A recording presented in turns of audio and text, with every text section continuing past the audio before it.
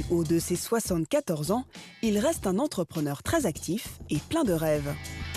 Si on n'entreprend plus, si on se dit voilà, je jette l'éponge, on vieillit très vite.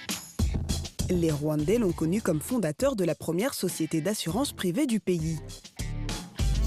Je me suis lancé, je ne savais rien en assurance. Il y a 4 ans, il a vendu cette société, non pas pour prendre sa retraite, mais pour se lancer dans de nouvelles activités. Imprimerie, immobilier, centres commerciaux, l'homme est un touche-à-tout. Moi, je suis un navigateur permanent. Et je ne me contente pas d'avoir traversé un océan et de s'arrêter. Je continue.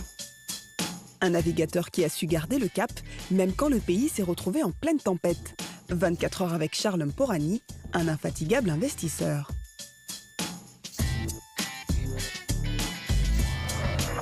Dans ce bâtiment, l'homme a investi dans la plus grande imprimerie du Rwanda. Et cette société, il l'a fondée il y a 10 ans. Aujourd'hui, elle réalise un chiffre d'affaires de 10 milliards de francs CFA. Des résultats largement au-dessus des attentes du patron. J'ai fait une analyse du marché. J'ai trouvé qu'il n'y avait pas une imprimerie nationale dans le pays qui est digne de son nom. C'était de petites exploitations. Et je me suis dit, là, il y a de la place. Et effectivement, ça s'avère qu'il y a de la place. Et nous sommes en train de voir que d'année en année, nous avons des commandes, nous avons des clients. Et des clients même auxquels on n'avait pas pensé. Dans les affaires, l'homme n'a jamais voulu mettre tous ses œufs dans le même panier. Il est aussi à l'origine du tout premier mall du pays.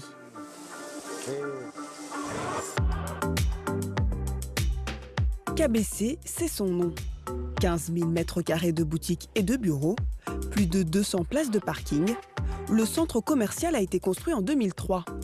Aujourd'hui, il fait peau neuve pour se mettre au même standing que les nouveaux bâtiments de Kigali. Il est 13h et nous y retrouvons l'homme d'affaires. Il est fier d'avoir su miser sur ce quartier il y a 20 ans. L'emplacement est stratégique. Vous voyez ce rond-point-là. En face, vous avez Convention Center, ça c'est Kigali Hay. Et là, vous avez l'hôtel Radisson Blu.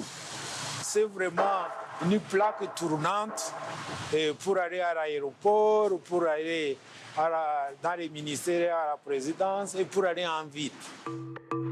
Dans la rénovation de ce centre commercial, l'homme d'affaires a investi plus de 15 milliards de francs CFA. Et si tout va bien, il pourrait bientôt investir dans de nouveaux secteurs. À 74 ans, il se sent prêt à se lancer dans de nouveaux défis.